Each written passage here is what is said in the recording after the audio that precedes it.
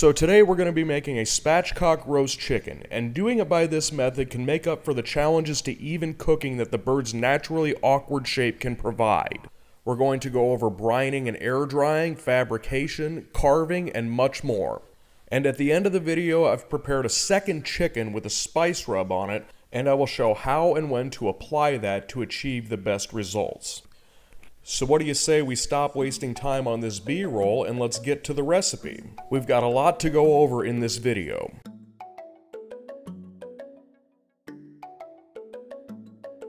To get started, let's have a look at the ingredients. First, we have a whole chicken, kosher salt, sugar, and while you could stop there because those ingredients alone will make a proper brining solution, I have a lemon and some thyme to use up. A quick note on the chicken, I prefer roasting birds that are in the 3 to 4 pound range. To make our brine, let's first weigh out 5 ounces of salt and 5 ounces of sugar, and we will be adding that to 1 gallon of water.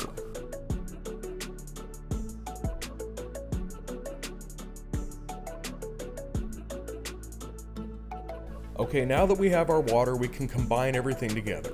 Go ahead and add your salt and sugar mixture. I'm going to peel off some of this lemon rind, add my herbs, and give everything a good whisk together.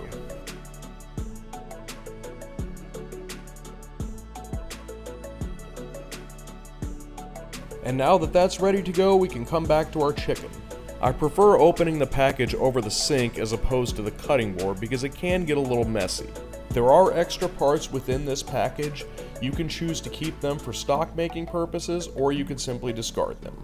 It's now time to start cutting up our chicken. We're going to be removing the wishbone and the backbone, starting with the wishbone, which is evenly divided between the two breasts.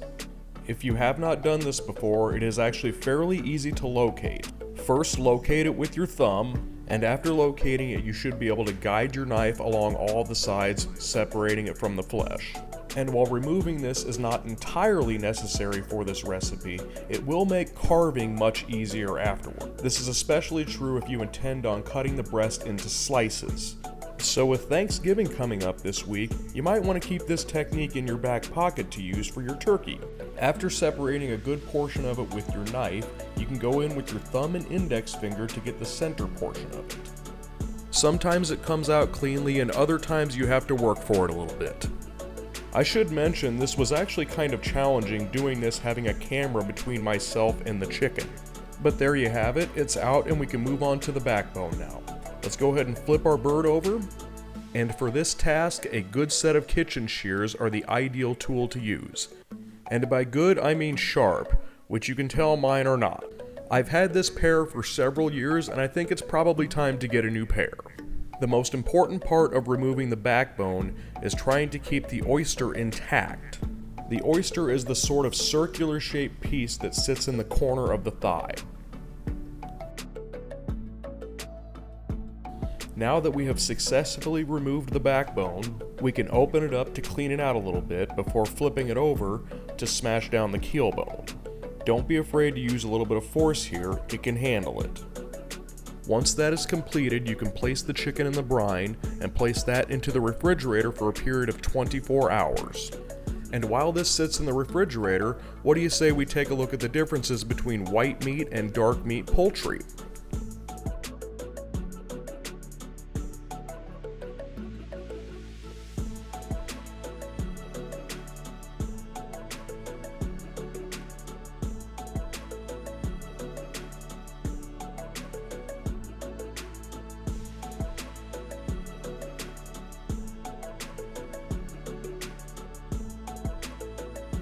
Okay, we are now back 1 day later. The brining portion of the recipe is completed and we're ready to move on to the air drying portion of the recipe.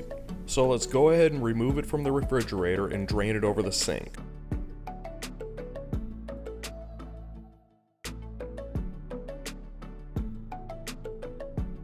I've gone ahead and placed a wire rack inside of a sheet pan, and I'm going to place the chicken on that. Before placing it back into the refrigerator, I'm going to go ahead and tuck these wingtips underneath the breast. This will promote even cooking later on. And we're ready to go back into the refrigerator uncovered for 2 days.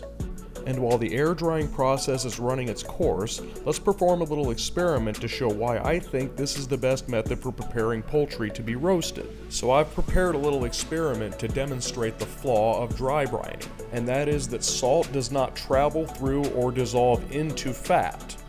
Combining salt and oil and blending it together clearly demonstrate this to be true. And while you will achieve a crisp surface by this method, it is less effective than a wet brine is for the salt reaching the flesh of the chicken. Moving on, let's place a 12-inch cast iron pan into a 450-degree oven to heat up for 30 minutes. If you do not have a cast iron pan, these pans will also work. Just be aware that they do not have the same non-stick surface as a well-seasoned cast iron pan does. But they will conduct heat faster, so you can cut the preheating time down to 15 minutes. Once you've fully preheated your pans, we're ready to take the chicken out of the refrigerator.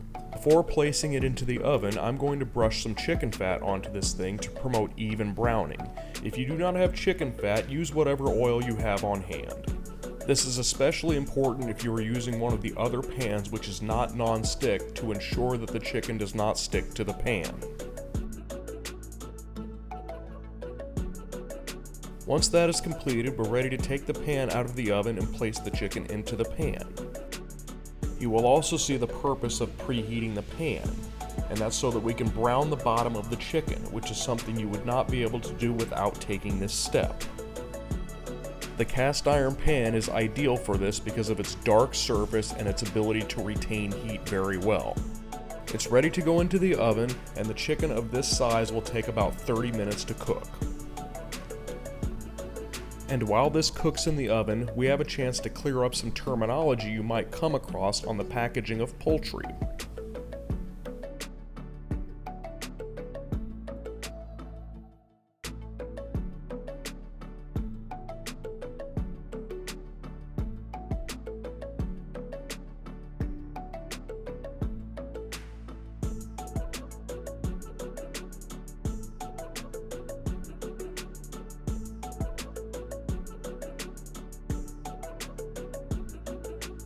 This is entirely optional, but about halfway through I'm going to baste it with some more chicken fat.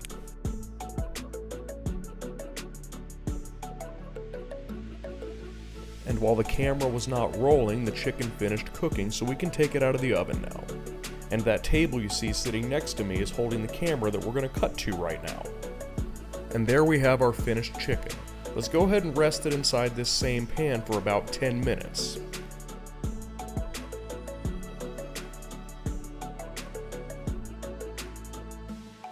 And after resting, we're ready to carve this thing up. Let's take it out of the pan and place it on a cutting board. You could approach this in any order, but I'm choosing to separate the thigh and leg first. There are no bones in between, so this should be fairly easy.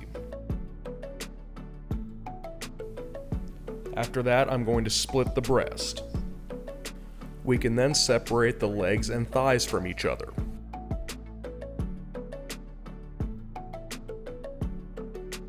And finally, let's split the breast crosswise.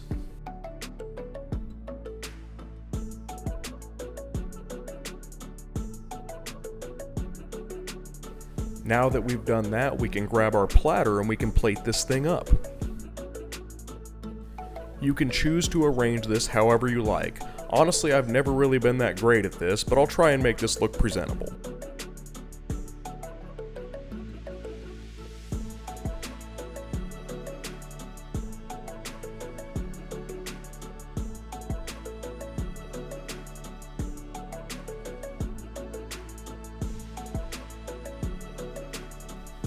Clean up the plate a little bit and garnish with a few lemon halves that I've toasted and some herbs, and we'll pretty much be set.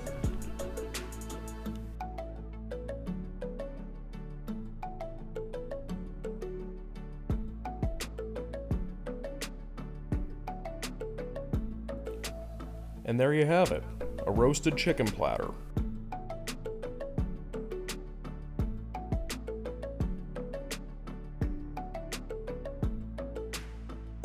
Okay, now we can get back to our spice rub variation. I had some of the spice mix left over from the steak video, so I made a chicken with it. Applying the mix after brining and prior to air drying will best ensure that it will adhere to the surface. Aside from that, proceed with the remaining recipe exactly the same, and you should wind up with something that looks like this. We've now reached the end of the video, so until next time, have a good day.